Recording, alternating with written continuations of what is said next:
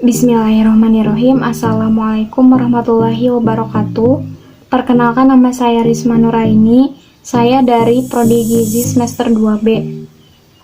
Yang terhormat kepada Ibu Esti Zulfiani SPCMHK selaku dosen pengampu mata kuliah Sosial Antropologi Kesehatan.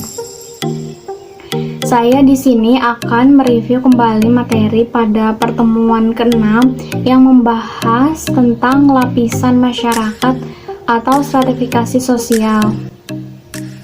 Stratifikasi sosial itu adalah sistem lapisan yang ada di dalam masyarakat atau disebut juga dengan social stratification. Kata stratification ini berasal dari kata stratum, jamaknya strata, yang berarti lapisan.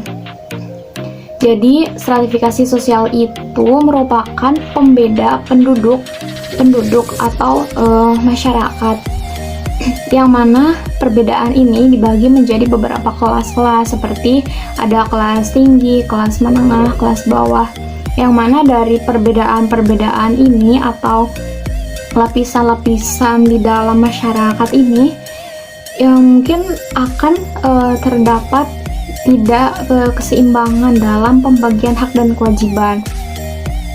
Di dalam masyarakat ada sesuatu yang dihargai oleh setiap masyarakat tersebut, yang mana sesuatu yang dihargainya itu akan menjadi bibit yang dapat menumbuhkan adanya sistem dalam masyarakat tersebut. Sesuatu yang dihargai di dalam masyarakat itu dapat berupa uang atau benda-benda yang bernilai ekonomis, seperti tanah, kekuasaan, ilmu pengetahuan, kesolehan dalam agama, atau mungkin juga keturunan yang terhormat. Terjadinya lapisan sosial ini dapat terjadi dengan dua cara. Yang pertama terjadi dengan sendirinya, dan yang kedua sengaja dibuat untuk mengejar tujuan bersama. Yang pertama ini dapat terjadi dengan sendirinya, yaitu terjadi secara alami atau memang ada berdasarkan kebiasaan tersendiri itu. Contohnya itu ada kepandaian, umur, senior junior, sifat keaslian, anggota kerabat dan masyarakat, harta dalam batasan tertentu, masyarakat berburu hewan karena pandai berburu hewan, masyarakat bercocok tanam, membuka lahan atau tanah dianggap memiliki lapisan tinggi ke masyarakat, dan lain sebagainya.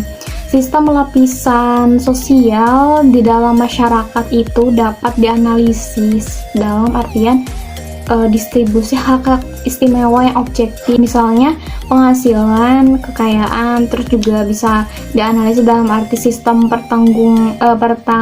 pertanggaan yang diciptakan para warga masyarakat, misalnya penghargaan, itu juga kriteria sistem pertentangan berdasarkan kualitas pribadi, keanggotaan kelompok, kerabat tertentu, kewenangan, dan kekuasaan. Terus juga lambang-lambang kedudukan, misalnya tingkah laku hidup, cara berpakaian, rumah anggota pada suatu organisasi. Terus juga dianalisis menurut mudah sukarnya bertukar kedudukan dan solidaritas di antara individu atau kelompok sosial. Misalnya seperti ada cara pernikahan, sikap, nilai, kesadaran, dan kedudukan masing-masing. Pembahasan yang selanjutnya mengenai sifat sistem lapisan masyarakat. Yang pertama ada sistem lapisan masyarakat yang tertutup atau closed social stratification, contohnya seperti sistem kasta di India. Terus ada sistem lapisan masyarakat terbuka atau open social stratification, contohnya yaitu mempunyai kesempatan untuk berusaha dengan kecakapan sendiri untuk naik ke lapisan, yaitu dengan mengendalikan kemampuan sendiri untuk meningkatkan atau menaikkan yang tadinya kelas bawah misalkan jadi kelas menengah atau kelas atas. Dan yang ketiga, stratifikasi sosial campuran, yaitu gabungan antara stratifikasi sosial tertutup dan stratifikasi sosial terbuka. Agar bisa pindah ke lapisan sosial lain, maka seseorang harus pindah ke daerah yang lapisan sosialnya berkarakter terbuka. Contohnya seseorang yang mempunyai kasta sudra dapat pindah ke daerah di mana masyarakatnya tidak mengenal sistem kasta. Kelas-kelas dalam masyarakat atau social class. Kelas sosial itu adalah semua orang dan keluarga yang sadar akan kedudukannya dalam suatu lapisan, sedangkan kedudukan mereka itu diakui oleh masyarakat umum. Jadi kelas sosial ini adalah kelas-kelas yang dimiliki oleh masyarakat yang terdiri dari lapisan-lapisan yang mereka itu sadar berada di lapisan tersebut, di kelas tersebut, dan diakui oleh masyarakat umum.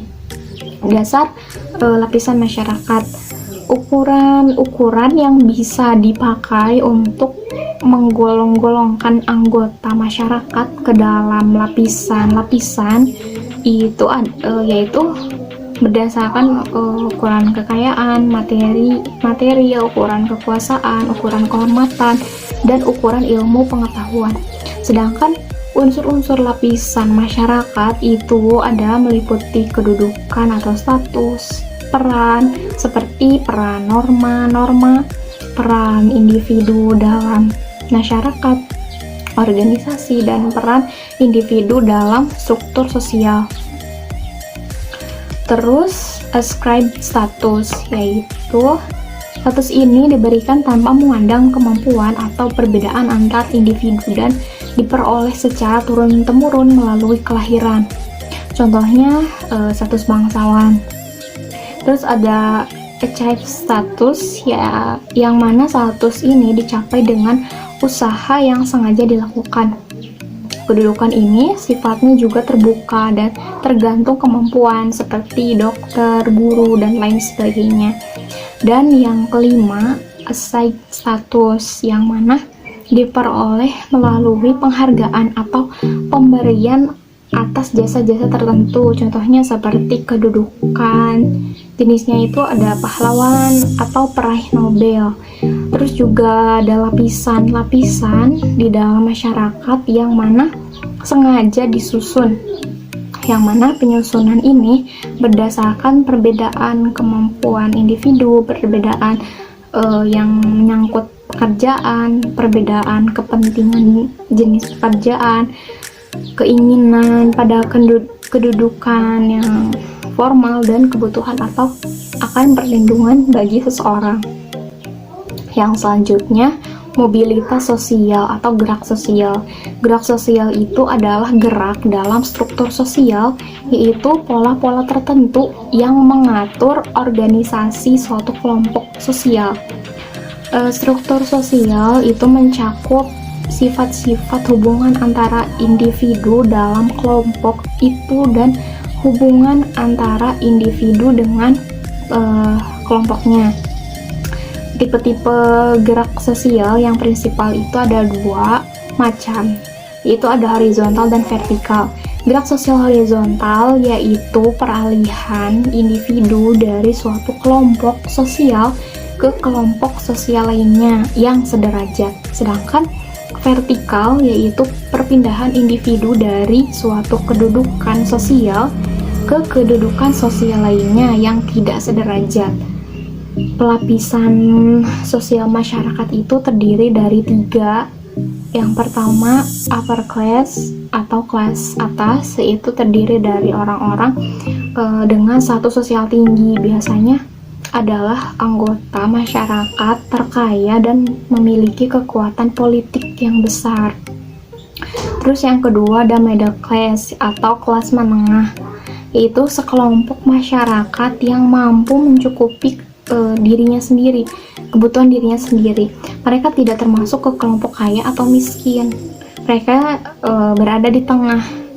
Terkadang mereka juga mampu membeli keinginan yang di luar kebutuhan utama, seperti melakukan liburan atau membeli mobil. Dan yang terakhir adalah lower class atau kelas bawah, yang mana biasanya terdiri dari kaum buruh kasar yang memiliki penghasilan yang relatif rendah. Sekian review materi kali ini, mohon maaf bila ada kekurangan dan kesalahan. Terima kasih. Wassalamualaikum warahmatullahi wabarakatuh.